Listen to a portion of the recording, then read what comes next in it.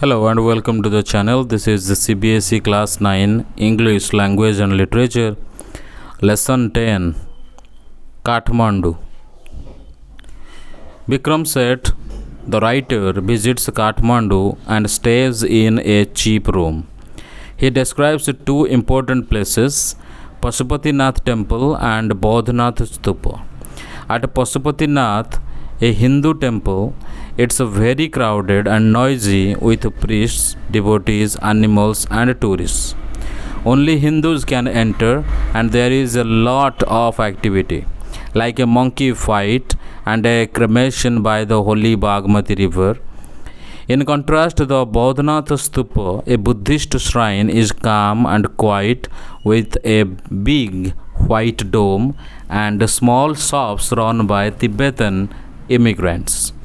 Kathmandu is a lively city with busy streets, small shrines, and vendors selling food, flutes, and other items.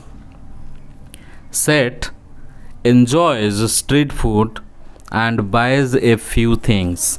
He feels tired and homesick, so he books a flight home instead of traveling more.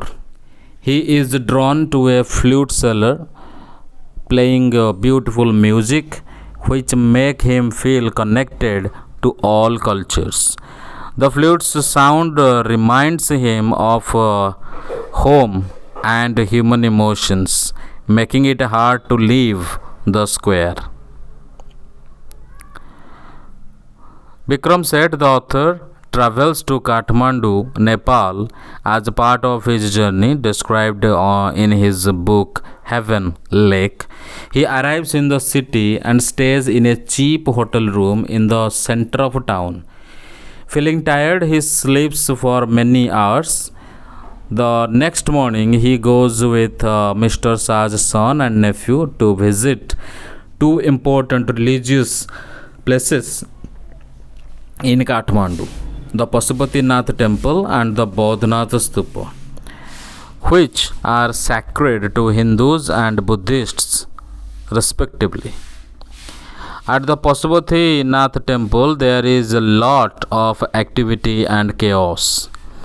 A sign outside says only Hindus can enter, so it's a special place for them. The temple area is crowded with priests, worshippers, tourists, hawkers selling things, and animals like cows, monkeys, pigeons, and dogs roaming around. People are pushing to get closer to the priests, and some are even elbowed aside. Seth and his companions offer flowers as a part of their worship. A Nepalese princess arrives and everyone respectfully makes way for her. At the gate, some Westerners dressed in saffron clothes try to enter but are stopped by a policeman who doubts they are Hindus. Meanwhile, two monkeys start fighting. One chases the other, who jumps onto a Shivalinga and runs around the temple before escaping toward the holy Bagmati river below. On the riverside, a body is being cremated. Washerwomen are cleaning clothes and children are bathing. From a balcony, someone drops a basket of old flowers and leaves into the river. There is also a small shrine on the river bank, partially visible. Seth mentions a belief that when the shrine fully comes out of the platform, the goddess inside will appear and the evil period of Kali Yuga will end.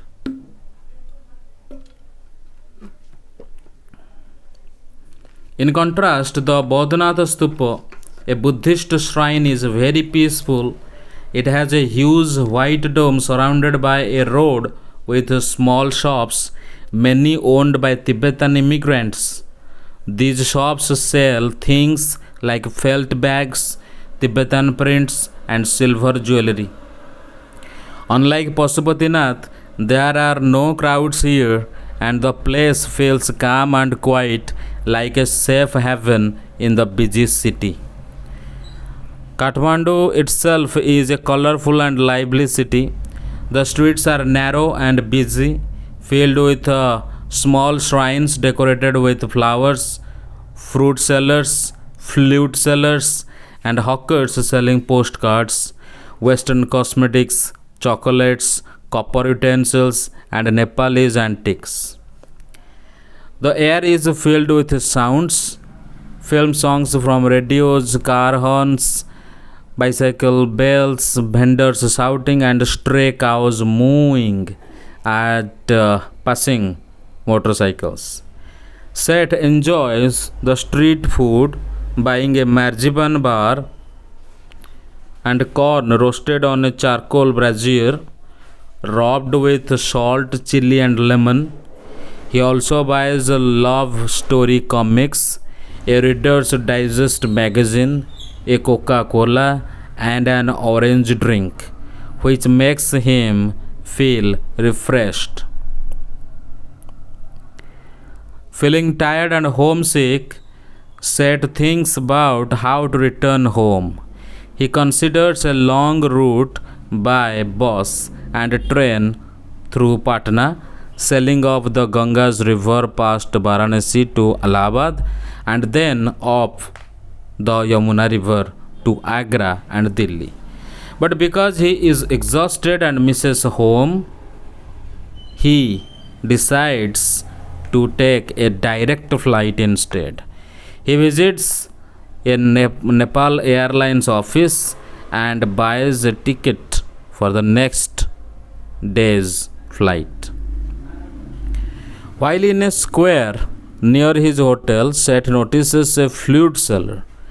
The seller carries a pole with many bamboo flutes or bansuris attached, looking like a porcupine's quills. The flutes include cross flutes and recorders. The seller occasionally plays a flute, and the music rises above the noise of traffic and hawkers. He plays slowly and thoughtfully without showing off. Unlike other vendors, he doesn't shout to attract customers and makes sales in a casual way, as if selling isn't his main goal. Sometimes he stops playing to chat with a fruit seller nearby. Seth feels that this must be the flute seller's routine for many years. The flute music deeply affects Seth. He explains that flutes are found in every culture, like the reed ne, Japanese shakuhachi, Hindustani bansuri, South American flutes, and Chinese flutes, each with its unique style. Yet all flutes share a universal quality that feels like the human voice, powered by breath. The sound of the bansuri reminds Seth of the connection between all people and cultures. He is surprised by how much the music moves him this time, as he didn't notice such details during previous returns after long trips. The flute's music makes it hard for him to leave the square, as it feels both personal and universal, connecting him to his emotions and memories of home. Hope it helps. Please like, share, comment on this video, and don't forget to subscribe our channel. Thank you very much.